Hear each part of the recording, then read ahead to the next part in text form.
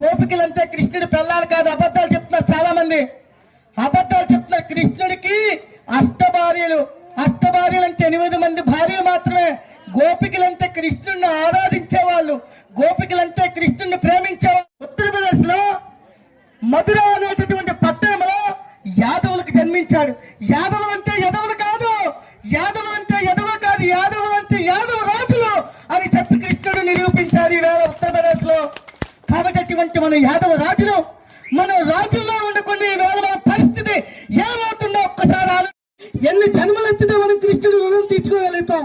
ఒక్కసారి ఆలోచించి హిందువా, ఒక్కసారి ఆలోచించో యాదవా, నువ్వే ఈ దేశానికి మార్గదర్శనం కావాలి. కానీ ఈవేళ నువ్వు గోవుని తెలిసావు, గొర్రెను పట్టుకున్నావు, నీ జ్ఞానం అంతా పక్కకి వెళ్ళిపోయింది, నువ్వు గొర్రెలాగా జీవిస్తున్నావు.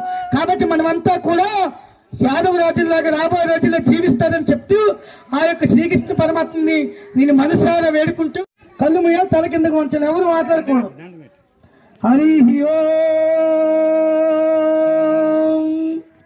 ఓం ధ్యోం శాంతి, అంతరిక్షరం శాంతి, శృతు విశ్రాంతి, ఆపశాంతి, ఓషధయ శాంతి, వనస్పతి శాంతి, విశ్వదేవ శాంతి, బ్రహ్మశాంతి, సర్వగం శాంతి, శాంతిరేవ శాంతి, సామాం శాంతిరే.